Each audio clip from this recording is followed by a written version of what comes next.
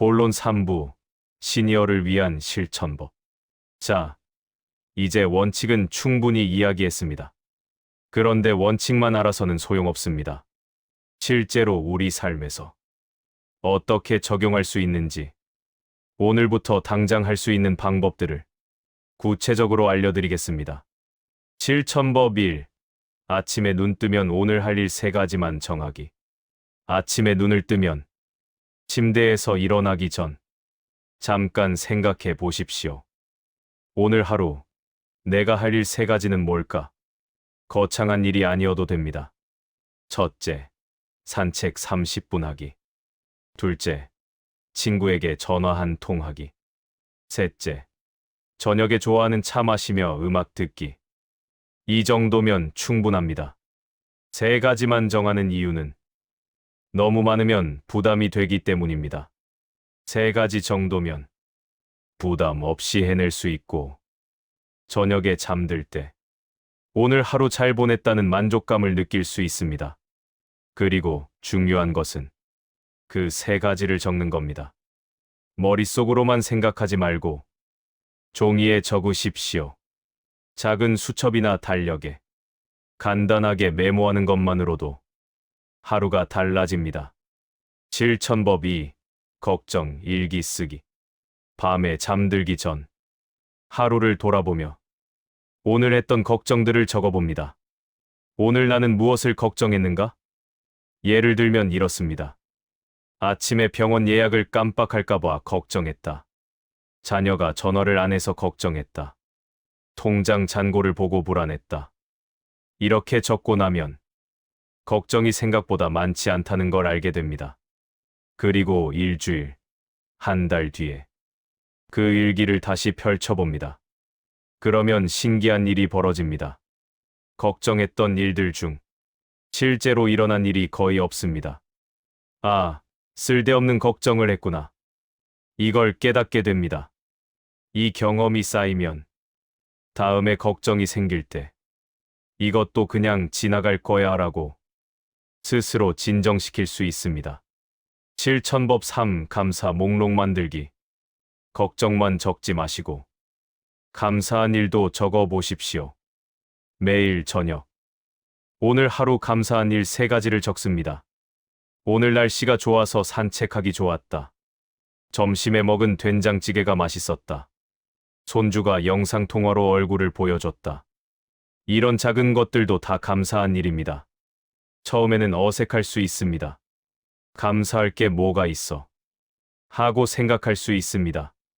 하지만 계속하다 보면 세상이 다르게 보입니다. 불평거리보다 감사거리가 더 많다는 걸 깨닫게 됩니다. 이것이 바로 걱정을 줄이는 가장 강력한 방법입니다. 감사하는 마음과 걱정하는 마음은 동시에 존재할 수 없습니다. 감사가 커지면 걱정은 자연스럽게 작아집니다. 실천법 4. 몸을 움직이는 시간 갖기. 카네기가 강조한 것처럼 바쁘게 지내면 걱정할 시간이 없습니다. 특히 몸을 움직이는 것이 중요합니다. 산책을 하십시오. 하루 30분만 밖에 나가서 걸으면 머리가 맑아지고 마음이 편안해집니다. 햇빛을 쬐는 것만으로도 기분이 나아집니다.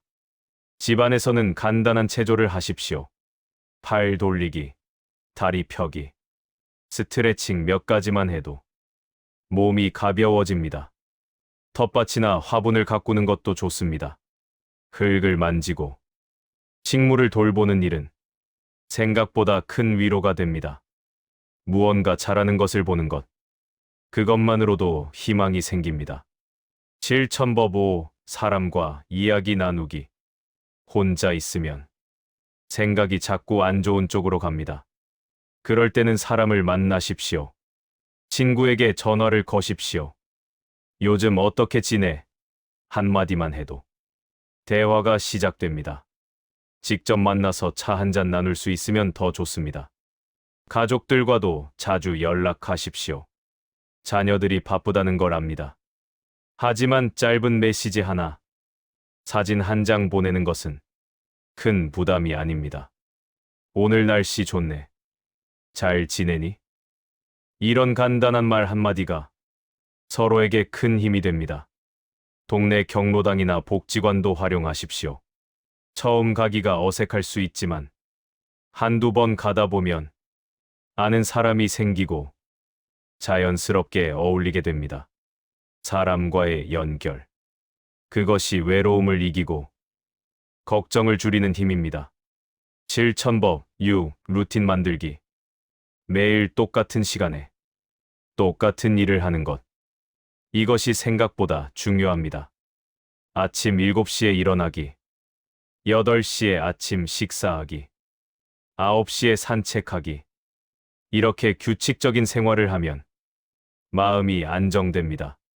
특히 아침 루틴과 저녁 루틴을 만드십시오. 아침에는 일어나서 세수하고 스트레칭하고 따뜻한 물 한 잔 마시고 창문을 열어 환기하는 것으로 시작합니다. 저녁에는 가벼운 독서나 좋아하는 음악을 들으며 하루를 정리하는 시간을 갖습니다.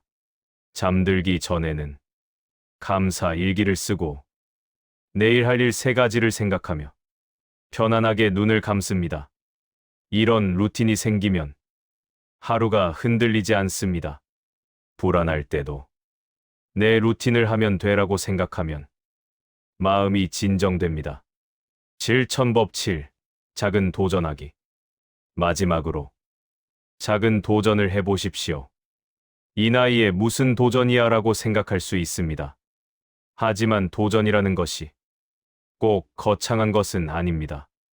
한 번도 안 해본 요리를 만들어 보기, 새로운 산책로를 걸어보기, 책 한 권을 끝까지 읽어보기, 손주에게 손편지 써보기.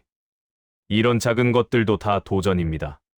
새로운 것을 시도하면 내가 자극을 받고 마음이 젊어집니다.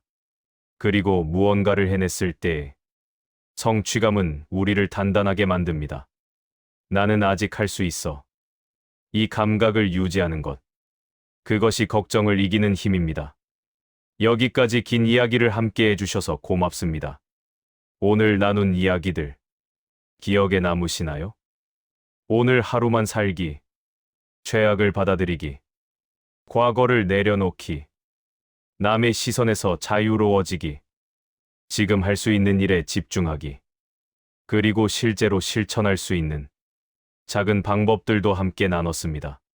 사실 이 모든 것을 한꺼번에 다 하려고 하면 부담스럽습니다. 그럴 필요 없습니다. 오늘 이야기 중에서 딱 하나만 골라보십시오. 아, 이건 나한테 맞겠다 싶은 것. 하나만 내일부터 시작해 보십시오. 아침에 할 일 3가지만 정하기. 이것부터 해보십시오. 아니면 감사 일기. 딱 한 줄만 적어보는 것도 좋습니다. 작게 시작하십시오. 작은 것이 모여서 큰 변화가 됩니다.